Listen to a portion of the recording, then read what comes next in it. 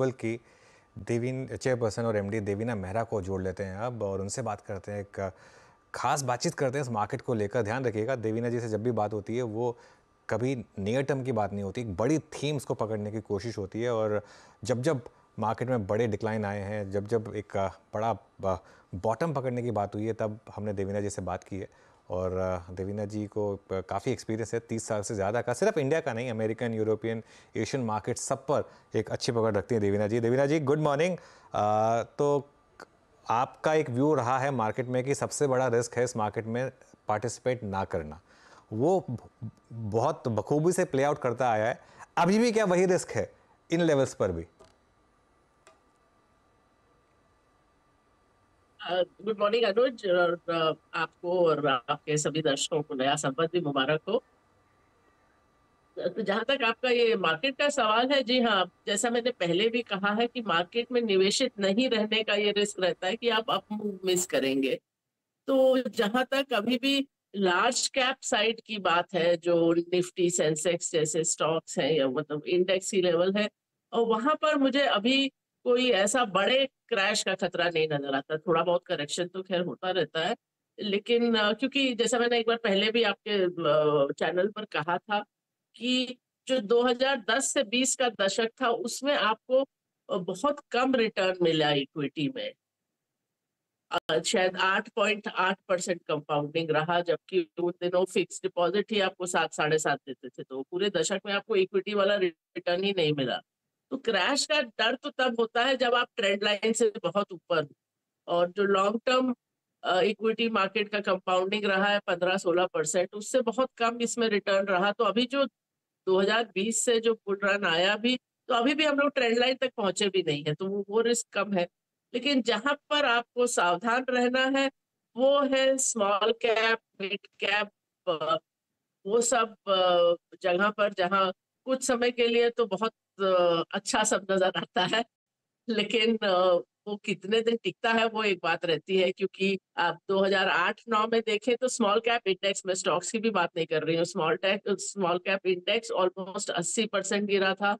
और वो 2016 में जाके 2008 वाली लेवल आई, 1 डेढ़ साल का बुल रन रहा, उसके बाद फिर लगभग 2 तिहाई गिरा। जो अभी आपको मिल रहे हैं माइक्रो कैप और स्मॉल कैप मैनेजर्स, जो बोल बोल रहे हैं कि पिछले 2 साल में हमने 50% या 60% कंपाउंडिंग दी, आपको याद रखना चाहिए कि कोई चीज जब 2 तिहाई गिरती है तो 3 गुना भी होगी तो आपको रिटर्न नहीं मिलेगा। तो ये चीज आपको ख्याल में रखनी है। स्मॉल कैप में बहुत सारे स्टॉक्स होते हैं जो एक बुल रन के बाद गायब ही हो जाते हैं। मैं अभी एक स्टॉक मार्केट हिस्ट्री वाली किताब पढ़ रही थी, तो उसमें जो 93-94 और इसके आसपास का जो बुल रन था, उसमें आईपीओ भी आए थे, तो हर साल 1000 कंपनी, 1300 कंपनीज, इतनी लिस्टिंग हुई थी।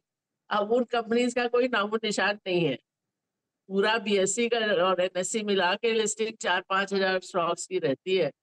और तो ऐसे आईपीओ भी आते हैं जिसमें बूम टाइम में जो कुछ साल बाद वो स्टॉक्स ही नहीं आपको नजर आते ट्रेड होते। हम्म।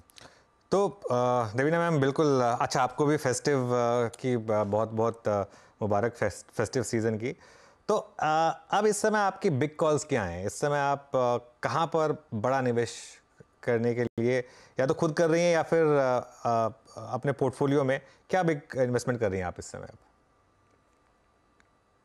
सो हम लोग, एक तो जहां तक हमारा पोर्टफोलियो मैनेजमेंट सर्विस पीएमएस का सवाल है, हम लोग बड़ा निवेश किसी में नहीं करते। हमारा पूरा फिलॉसफी यही है कि आपको रिस्क मैनेज करके चलना है, और उसमें एक ये इंपॉर्टेंट चीज रहती है कि स्टॉक्स, और स्टॉक्स ही नहीं, सेक्टर्स भी आपको काफी डाइवर्सिफाई करके चलना होता है। तो ये हमारी एक आप समझ लीजिए मूल सिद्धांत है जिस पर हम लोग मैनेज करते हैं। तो अगर आज की डेट में देखूं तो सबसे ज्यादा ओवरवेट जो सेक्टर है वो पिछले 2 साल में बदला नहीं है, वो इंडस्ट्रियल्स और कैपिटल गुड्स है। बहुत सारे लोगों ने 2023 में उसकी बात करनी शुरू की। हमने इस सेक्टर में ओवरवेट कॉल लिया था अक्टूबर 2021 में। अब 2 साल हो गए, उसमें बहुत सारे स्टॉक्स ने अच्छा रिटर्न दिया, बहुत अच्छा रिटर्न दिया, दुगना तिगना भी हो गया।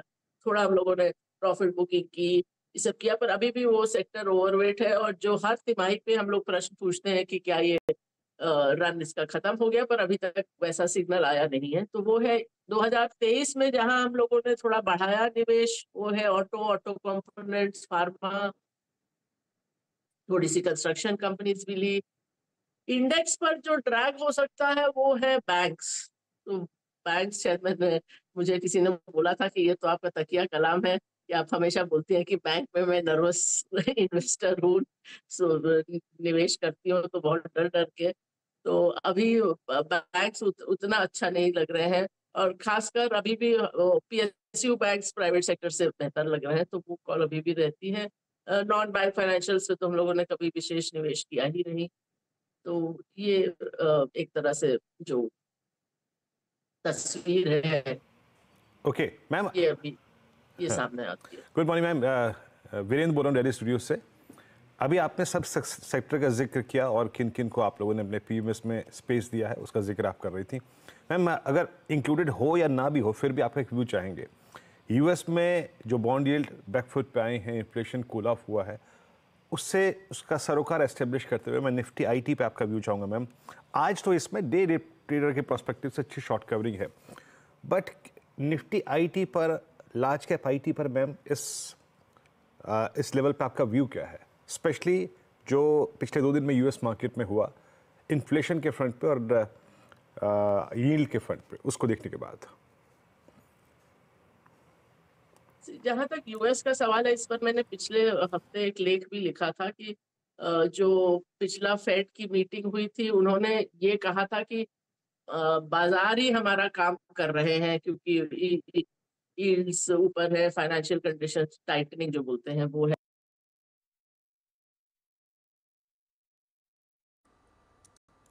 कम होने लगी थी। तो उसी टाइम मैंने ये लेख लिखा था कि ये अब एक तरह से वो होता है कि फीडबैक लूप की, आप एक चीज से दूसरी चीज असर होती है और फिर दूसरी से पहली फिर होती है। तो मैंने कहा, अगर इस तरह से बाजार रहा तो फेड फिर से बोलेगा कि हमको इन्फ्लेशन पे कंसंट्रेट करना है, जिसे बोलते हैं हॉकिश स्टैंड लेगा, और वो हुआ भी। उसके बाद से फेड ने यही कहा कि हम लोग को अभी इन्फ्लेशन से ध्यान नहीं हटाना है। जहां तक आईटी का सवाल है, उतना सीधा सीधा तो असर नहीं होता है। और जैसा कि मैंने पहले कहा, और आप ज्यादातर मैनेजमेंट कमेंट्रीज में भी आपने ये सुना होगा, कि वही होता है कि थोड़ा डील आगे चली जाती है। जो आपने सोचा इस तिमाही में होगा, वो 3 महीने 6 महीने आगे चली गई। पर अभी कोई ऐसा नहीं लगता कि कोई बहुत ही खराब स्थिति है। वो सेक्टर अगर हम पूरा देखें तो हमको बहुत बहुत ही अच्छा भी नहीं लगता, बहुत खराब भी नहीं लगता। और सेक्टर के में मिड कैप में ज्यादा पिक्स हमारे सिस्टम्स को नजर आ रही है। तो हम लोग का निवेश है कुछ लार्ज कैप आईटी में भी, पर ओवरवेट नहीं है। अच्छा मैम, कमोडिटीज़ पे आपका व्यू क्या है? आई मीन मेटल्स पे हो गया, प्रीशियस मेटल्स पे हो गया, या फिर एक केमिकल बास्केट भी जिसने CY23 में अब तक परफॉर्म नहीं किया है, उसके इश्यूज बहुत थे। आपका इन पर व्यू मैम कमोडिटीज़ पर? अभी तो इतना कोई कॉल नजर नहीं आ रहा कि अ, ये कमोडिटीज में से कोई भी बहुत अच्छा लग रहा है। बल्कि जब ऑयल नीचे गया तो थोड़ा रिफाइनरी वगैरह जो स्टॉक्स है वो थोड़ा बेहतर लगने लगे, क्योंकि वो इनपुट उनका सस्ता हुआ। पर अभी कोई इतना बड़ा कॉल पॉजिटिव साइड पे मेटल्स का या केमिकल्स का अभी तो नहीं नजर आ रहा। और केमिकल्स में आपको थोड़ा सा ध्यान भी देना पड़ता है, क्योंकि केमिकल एक बहुत ही कहें तो उसमें बहुत सारी चीजें जो बिल्कुल ही अलग अलग डायनामिक्स वाली हैं, वो केमिकल बास्केट में रहती हैं। तो जब वो कमोडिटी साइकिल बहुत अच्छा था 2020-21 में, तो कुछ कंपनीज के लिए तो बहुत अच्छा था, क्योंकि उनके उत्पाद का भाव बढ़ा था। कुछ और कंपनीज के लिए तो मार्जिन खत्म हो गए थे, क्योंकि जो उनको चाहिए था रॉ मटेरियल, उसका दाम बढ़ा था। तो वो केमिकल तो एक आप पूरा सेक्टर कॉल ले भी नहीं सकते। उसमें मैं खाली आपको एक चीज ये बोलना चाहूंगी कि हम लोग ये हमेशा ध्यान रखते हैं कि जिस चीज में भी हम लोग निवेश करें, उसमें अपने मन में बहुत सारी कहानी नहीं बना लें उसके लिए। एक समय था 2020-21 में, जब हमारे टॉप परफॉर्मिंग स्टॉक्स में केमिकल्स थे कई सारे। पर उसके बाद जब वो केमिकल बाजार की स्थिति बिगड़ने लगी, तो हम बिना उसमें सोचे हम लोग उससे निकल भी गए। जब आप अपने मन में बहुत कहानी बना लेते हो किसी कंपनी के बिजनेस के बारे में या उनके मैनेजमेंट या प्रबंधन के बारे में, तो फिर आपके लिए निकलना मुश्किल हो जाता है। तो इसलिए हमेशा एक जो मैं कहती हूँ कि अपने घर परिवार वालों से, अपने मित्रों से प्रेम करिए, स्टॉक से प्रेम नहीं करिए। बिल्कुल, स्टॉक से प्रेम मत करिए और एकदम अपॉर्चुनिस्टिक रहिए। अच्छा, देवीना जी, रियल एस्टेट पर क्या व्यू है आपका? क्योंकि यहाँ पर बड़ी तेज़ी हो रही है रियल एस्टेट में इस समय। रियल एस्टेट में हम लोगों ने कभी विशेष निवेश किया नहीं है, तो बहुत इतना स्टडी नहीं किया है। ये थोड़ा लेवरेज सेक्टर रहता है, थोड़ा रिस्की सेक्टर रहता है, थोड़ा न्यूज़ ड्रिवन रहता है, तो हम लोग थोड़ा, जैसा मैंने कहा, हम लोग रिस्क को पहले देखते हैं। ये ज़रूर है कि जो लिस्टेड रियल एस्टेट कंपनीज़ हैं वो अ जो ऊपर का तबका है उसी को कैटर करती हैं, लग्ज़री को कैटर करती हैं, वो सब अच्छा कर रहा है, क्योंकि जितनी भी आपको अर्थव्यवस्था में जो भी समस्याएँ नज़र आ रही हैं, वो उस तबके की नहीं है। वो जो करोड़ों लोग जिनको फ्री राशन चाहिए, वो उन लोगों की है। हुँ। ओके, देवीना जी, बहुत-बहुत शुक्रिया आज हमारे साथ जुड़ने के लिए और आपको एक बार फिर से नए साल की बहुत-बहुत शुभकामनाएँ। शुक्रिया अनुज।